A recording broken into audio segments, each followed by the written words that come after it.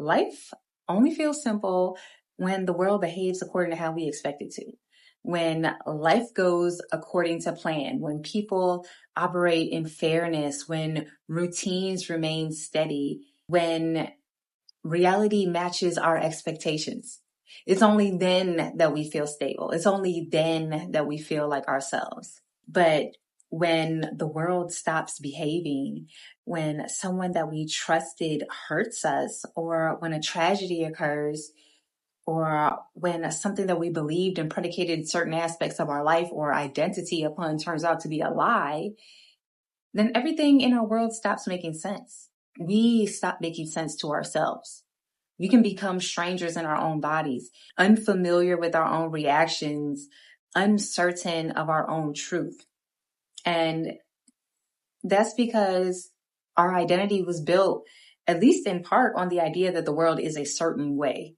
And when that idea breaks or is proven to be false, then a part of us breaks too.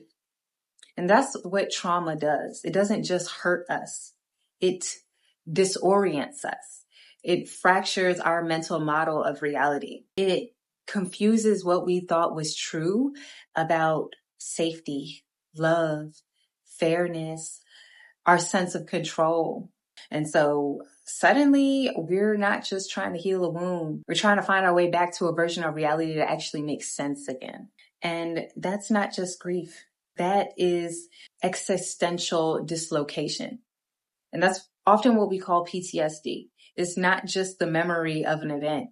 It's the collapse of meaning itself. It's the collapse of everything that we believe to be real and the rules that we thought that we and everyone around us was playing by. So what do you do when your world breaks? How do you start to rebuild not just your routine, but your identity, your sense of self? That's what I want to focus this video on today. I would like to offer a few tools that can help you return to yourself after a trauma or identity shattering event, piece by piece, moment by moment. Ready? You got this, all right? Okay, let's get started. So the first thing I like to recommend is create a micro order in your environment. So that can look like cleaning one corner of your space. If you can't clean the whole area, that feels a little overwhelming. Focus on one corner. Focus on one dresser top. Or you can make your bed or light a candle at the same time every night. So we want to start a gentle routine here. And this is helpful because when your nervous system is overwhelmed, predictability is equated to safety. It tells your brain, okay, I know what happens next. I'm in control. I'm safe. And that way, it helps to calm your nervous system enough for you to regain a sense of safety and normalcy in order to be able to go into some of the deeper work that follows. Another helpful tool is to practice somatic grounding. Trauma tends to disconnect you from your body. So come back home to yourself gently. So a few ways that you can do that is by humming to yourself or chanting a mantra or intention throughout the day. Or you could try splashing cold water on your face or doing an ice bath or a cold water plunge. Or you can get real still. You can put your hands over your heart and repeat, I am here. I am real. I survived. Or some variation according to your particular situation. These aren't just coping skills, they're emotional regulation tools. They help to signal to your system, we're not in danger anymore. We can put down our defenses, we can calm, we can rest. And they help you to come back into a state of homeostasis, to come back into balance. Next, you have to rebuild your personal narrative in order to begin to move forward. Your story did not end when that event happened, but your relationship with your story definitely did change. So you have to update your story and rebuild it in an empowering way to propel you forward. Now, I am a huge proponent of journaling to process your challenges on your journey. So I would like to encourage you to journal your experience from multiple different angles. So from the perspective of the victim, the survivor, the unbiased witness, the teacher, and the student. And you might want to ask yourself, what did I lose in this situation? And strive to dive deeper than just the most obvious answers. Like, what did this person or this thing or this event or this perception of reality mean to me? Another self-inquiry question is, what did I learn? Also, what do I now believe as a result of this experience? So this process helps to reestablish and reintegrate your identity with the new information that's available in the wake of this deeply painful and disturbing occurrence, instead of just letting the trauma own the narrative and imprison you in silence. Now you can begin to rebuild trust through micro connections.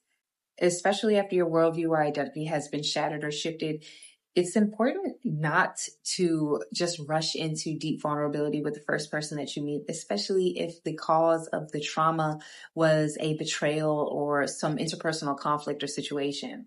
So instead, I would suggest that you start with neutral, safe interactions.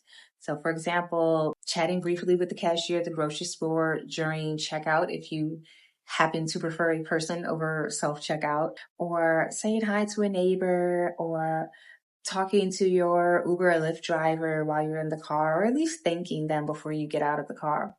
And that might seem insignificant, but these small positive exchanges help to retrain your nervous system to come to expect positive, safe connection. You can also express small truths and see how they're received. So for example, telling a friend, I'm feeling a little off today, instead of just hiding it, and noticing if they respond with care. Or saying, I need a little moment before I answer, just to give yourself some space and also test how people respond to your boundaries. And I would recommend choosing to be with people with consistent, respectful behavior patterns. So spending more time with a friend who consistently keeps their word, who listens without judgment, and who respects when you say no. Or you can join a supportive community space where people practice kindness and clear communication, whatever that might look like for you. And this is important because your nervous system needs evidence that not everyone will hurt or abandon you. Each small, safe interaction helps to rewire your system to believe that connection can be safe. People can be trustworthy. I can honor my needs in relationships. And I want you to remember that trust isn't rebuilt immediately or with one big leap. It's a layered cake, one safe experience at a time, and it's compounded over time with consistency. Another tool to help you recover after a trauma, betrayal, or identity cracking experience is to practice epistemic humility. So what does that mean? That's recognizing that your knowledge and understanding is always limited and incomplete. So keep yourself open to the possibility of being wrong and embrace a willingness to revise your beliefs when new evidence comes to light. When trauma makes us question our reality, we often tend to swing between extreme distrust or denial. But the real goal you need to focus on isn't certainty, it's flexibility. I like to remind myself, my perception is just one aperture. It's like squinting my eyes. I can refine it. I can focus my perception on one point or one idea of reality, or I can expand my perception and let in more light from different directions and see a more complete picture. So I want to encourage you to reflect on the times that you were right, to build that evidence of self-trust, but also reflect on the times that you were wrong and how you responded to that new knowledge. And you can incorporate perception journaling into your routine to practice noticing, checking, and adjusting your perception of yourself and the world around you without judgment. Finally, I invite you to educate yourself more on the science of trauma.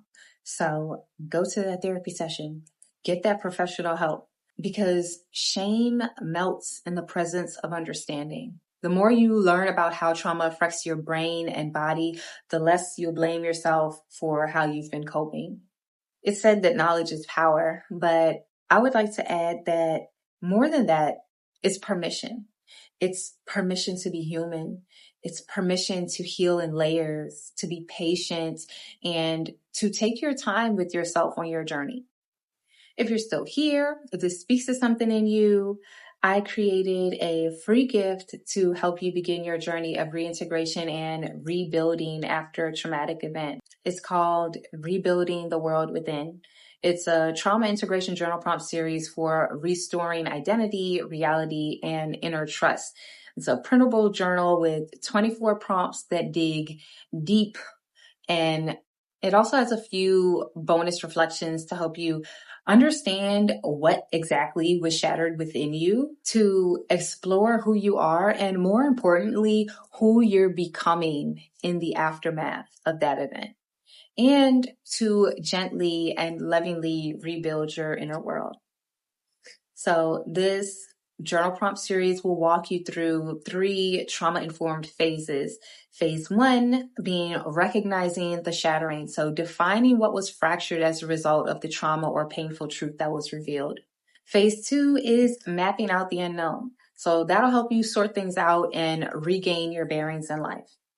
And phase 3 is reclaiming stability and meaning. So here you'll get to rewrite your story on your terms, because you're not broken, you're becoming, and you don't have to do it alone.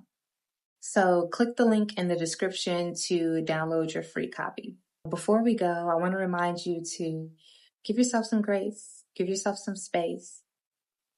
We might not be able to return to who we were before, but we can become someone even more honest, more whole, more wise, and more resilient. Okay? I see you. I'm holding space for you, fam. I love you. You got this, all right? You got to know that. Okay? So enjoy the rest of this day, wherever this video meets you. And if you haven't already, consider subscribing to my channel for more healing and self-development content like this. And yes, until next time, I'm wishing you peace.